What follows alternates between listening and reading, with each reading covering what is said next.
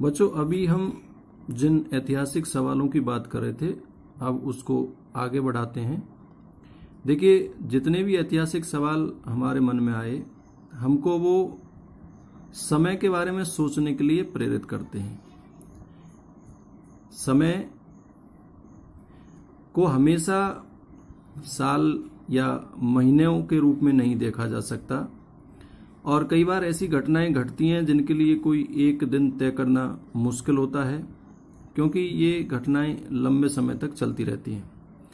अब हम उस ऐतिहासिक सवाल की ओर लौटते हैं जिसमें लिखा था कि भारत के लोगों ने क्या अचानक एक दिन सुबह सुबह चाय पीना शुरू कर दिया था? नहीं, ऐसा नहीं है। इसका जो स्वाद जो रहा होगा वो धीरे धीरे लोगों को पसंद आया होगा, और इसी के चलते उन्होंने चाय को अपने जीवन में शामिल किया।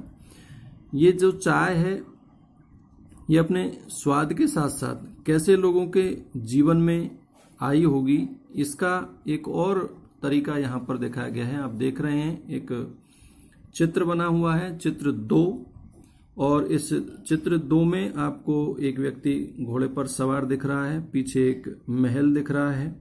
यहाँ पर ये चित्र आपको ये बताता है कि ये एक विज्ञापन है, और ये जो विज्ञापन है ये लिप्टन्स टी का एक विज्ञापन है, और ये जो विज्ञापन है ये लोगों की पसंद और नापसंद को तय कर रहा है।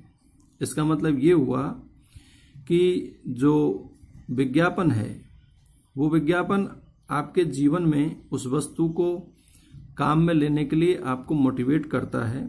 और यहाँ पर ये जो लिखा गया है कि 1922 में ये जो लिप्टन चाय के लिए जो विज्ञापन तैयार किया गया है, वो लोगों को ये बता रहा है या ये इशारा करता है कि दुनिया में जितने भी शाही लोग हैं वो इस चाय का इस्तेमाल करते हैं, लिप्टन चाय का इस्तेमाल करते हैं। स्वाभाविक सी बात है, जो भी लोग अपने आप को शाही समझते होंगे, उन शाही लोगों ने इस लिप्टन चाय का इस्तेमाल अपने जीवन में शुरू किया होगा। ये जो तस्वीर आप देख रहे हैं उसके पीछे एक भारतीय महल दिखाई दे रहा है, और ये जो घोड़े पर बैठा हुआ है वो रानी विक्टोरिया के तीसरे बेटे आर्थर के रूप में दिखाए गए हैं, और इनका नाम है आर्थर, राजकुमार आर्थर, जिनको ड्यूक ऑफ कनाट की पदवी से भी सुशोभित किया गया है।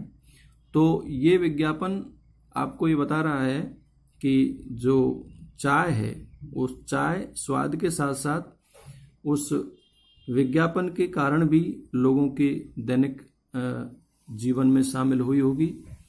तो इस प्रकार से चाय कोई अचानक से लोगों के जीवन में एक ही दिन में नहीं आई होगी।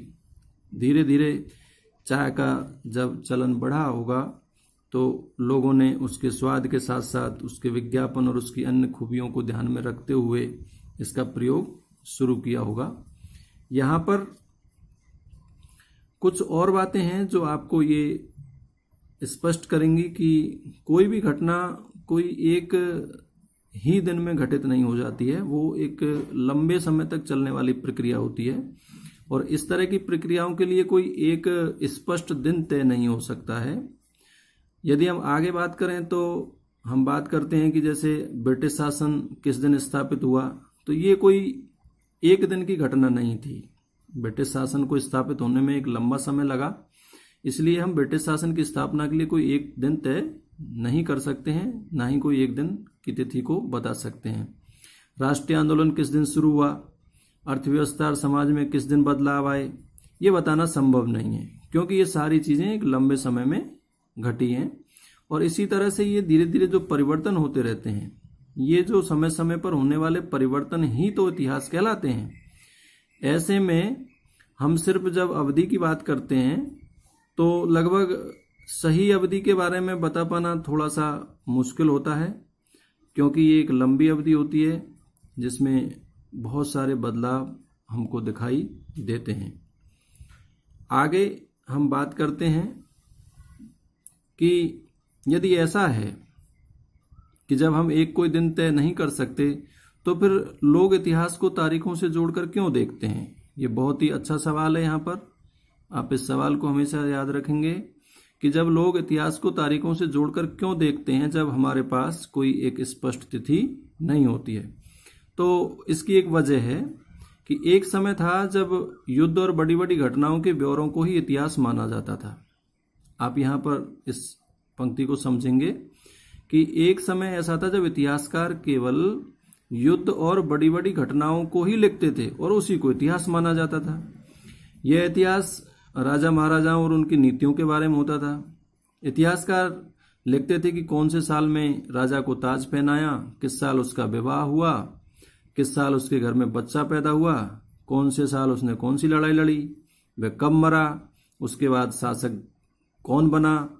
इस तरह की घटनाओं के लिए निश्चित तिथि बताई जा सकती है और इस तरह के इतिहासों में तिथियों का महत्व बना रहता है। लेकिन पिछले कुछ समय से, पिछले कुछ सालों में इतिहासकारों ने इतिहास को लिखने का नजरिया बदला है, इतिहास को लिखने का तरीका बदला है और अब इतिहासकार बहुत सारे दूसरे मुद्दों और दूसरे सवालों के बारे में भी लिखने लगे हैं।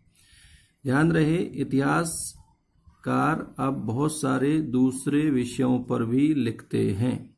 इसलिए अब इतिहास वो उबाऊ इतिहास नहीं है जिसको लेकर हमने एक धारणा बना रखी थी कि इतिहास केवल तारीखों का, घटनाओं का ही एक विवरण है, बस रटते रहो रटते रहो रटते रहो। अब इतिहास को लिखने का और इतिहास को समझने का, इतिहास का पुनर्निर्माण करने का नजरिया बदल गया है।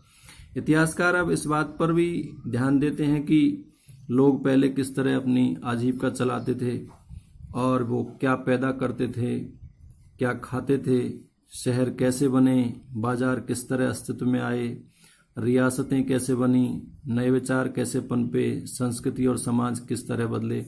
ये सारी चीजें भी इतिहासकार अब अपनी लेखनी में शामिल करते हैं। इसलिए अब इतिहास का दायरा और विस्तृत हो गया है।